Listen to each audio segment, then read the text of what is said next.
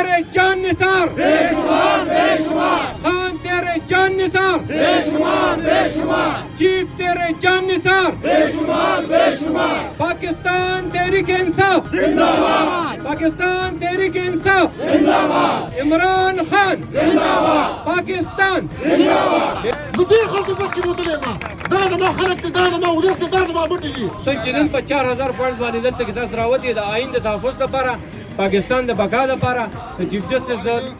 سره د ملاتړ لپاره तो चली है अब तहरीक के होगा ठीक ये प्यारा पाकिस्तान कायद का था फरमान कायद का था फरमान है पाकिस्तान फलाही मुमलिकत हुए लीडर जब बेईमान किया नुकसान भुलाकर आकिबत ओ कायद का था फरमान है पाकिस्तान फलाही मुमलिकत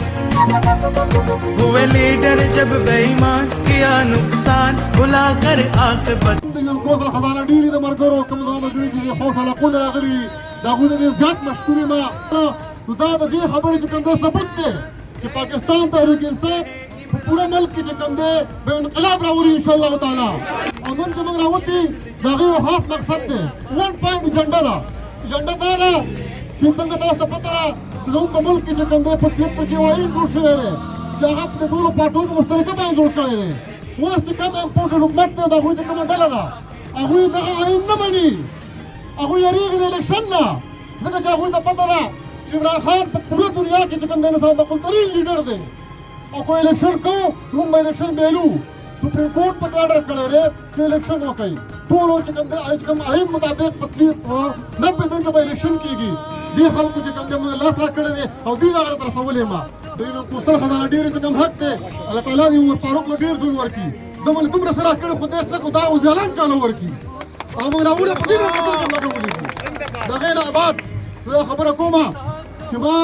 د زه په پاسو کې کار کوم د پنځو کې کار کوم په مختلف ارګنایزیشن سره کار کوم او چې ما سم کتلی دي زه په ډیسټریکټ بردار کې په ډیسټریکټ کې په دې مشوره ما چې هارون سګوري خلک اړې راوړي او کله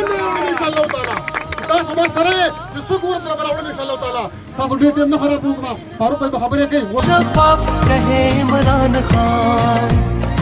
अब आएंगे हम दर्द को सच्चे मर्द के जिनका है ईमान दिल में नियत साफ ولن تاسو یقین وکړئ دا یو پرامن انقلاب په دې دی چې په پاکستان کې د عمران خان په یو اواز باندې په 4000 پوینټونو باندې داسې احتجاج اوس په دې وخت روان دی 4000 نه 1000 هم نه او 400 ځینې که زما په خیال دا ټول پی ډي ایم راغوټ شي که نه نو په ټول پاکستان کې دي 400 ځایه څه چې 4 ځایه د دې لیډران بار عوام ته نشي وتی ولې نشي وتی ځکه چې هغې په رژیم چینج باندې او په دوکه باندې او د اسټیبلیشمنټ او د امریکې په مدد سره د عمران خان حکومت خو ختم کو خو په دې یو کال کې هغې چې څونه مهنګایي راوسته ډالر پټرول هر ملک کې یو آئیني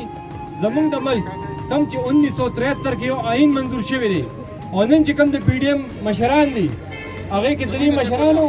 چې کوم پخوا هغه وخت کې مشرانو دا د هغې په سلا باندې د هغې په دستخط باندې او د هغې په مشوره دغه آئین جوړ شوی دی نن دا خلک د آئین وایلیشن کوي چې کوم ملک کې آئین نه قانون نه نو د هغې نه ځنګل جوړېږي او هغه آئین هغې ته څه وایي چې په 90 ورځو کې به انتخابات کوي دغه 90 ورځو کې انتخابات د هغې ولې نه تیار ځکه چې هغې په شیشه باندې مخامخ هر څه ویني ای د خپل عمل ښکاره دی هغې ته دا پته ده که موږ انتخابات ته ځو نو خلکو خو به د ساده اکثریت خبره کوله ورسره خبره ورو دو تیهایي اکثریت ته لړه او د دې چې کومه کارکردګي ده نو که دا حکومت ختمیږي او ادارې چې کومې دې سره ولاړې دي د هغې سپورټ دې سره نه وي نو خلک دو تیهایي یادوي کېدای شي چې عمران خان چېرته په تاریخ کې په لومړي ځل په بي کې کې په پنجاب کې په پاکستان کې په قومي اسمبلۍ کې 3/4 اکثریت والی هغې ته انشاءالله چې کېږي به هم داسې तो चली है अब तहरीक के होगा ठीक ये प्यारा पाकिस्तान दिल में नियत साफ वो हो इंसाफ कहे इमरान खान तो चली है अब तहरीक के होगा ठीक ये प्यारा पाकिस्तान दिल में नियत साफ वो हो इंसाफ कहे इमरान खान तो चली है अब तहरीक के होगा